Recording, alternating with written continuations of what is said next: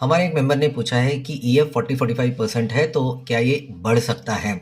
तो सबसे पहले तो मैं हमेशा की तरह बताऊंगा कि मैं आपके मामले में कोई भी पर्सनलाइज एडवाइस नहीं दे सकता हूं, क्योंकि उसके लिए डॉक्टर ने पेशेंट का जांच करना ज़रूरी है, जो मैंने नहीं किया है। आपके कार्डियोलॉजिस्ट से ये सवाल पूछिए, आपके पर्टिकुलर केस में क्या सही है वो आपको डेफिनेटली बता सकते हैं।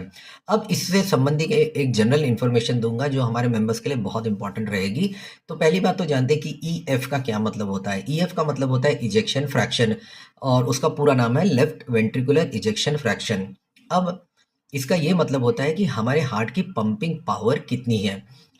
जिसका इजेक्शन फ्रैक्शन 55 या 60% या उससे ज़्यादा हो, हम कहते हैं कि उनके हार्ट का जो ताकत है, जो पंपिंग पावर है, वो नॉर्मल है। और अगर इससे कम है तो हम कहते हैं कि हार्ट कमज़ोर हो गया है, ईएफ कम हो गया है। अब जो इन्होंने पूछा है कि क्या ये बढ़ सकता है, तो ये बहुत कुछ इस पर डिपेंड करता है कि उसका कारण क्या है उनके ईएफ का कम होने के।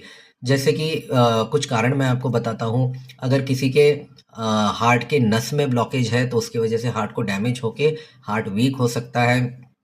कभी कभी किसी को हार्ट की मसल्स की बीमारी होती है जिनको हम कार्डियोमायोपैथी कहते हैं, तो उसमें भी हार्ट में वीकनेस हो सकती है।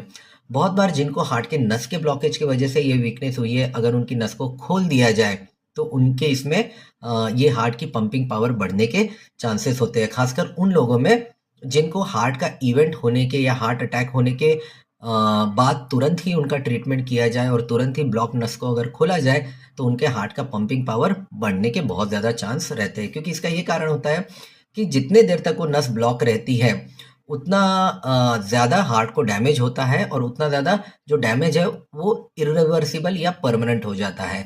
मैंने अपने काफ़ी सारे इमरजेंसी एंजियोप्लास्टी के पेशेंट्स में ये ऑब्जर्व किया है कि अगर वो चेस्ट पेन होने के तुरंत बाद अस्पताल जाए, डॉक्टर के पास जाए और उनकी ब्लॉक नस मिलती है और उसको तुरंत खोल दिया जाए, तो उनका जो पावर 30-35% हो गया था, वो कई बार धीरे धीरे बढ़कर एटलीस्ट 40-45%, 50%, और कुछ लोगों में तो मैंने देखा है कि वो बिल्कुल नॉर्मलाइज भी हो जाते हैं। एडिशनली कुछ ऐसी दवाइयाँ भी हैं जिसको देने से ओवरऑल हार्ट का जो फंक्शन है वो इम्प्रूव हो सकता है। तो बहुत सारी बातें हैं जो ये डिटरमिन करती हैं कि क्या ये इम्प्रूव होगा, होगा तो कितना होगा। इसका एक हम अंदाज लगा सकते हैं।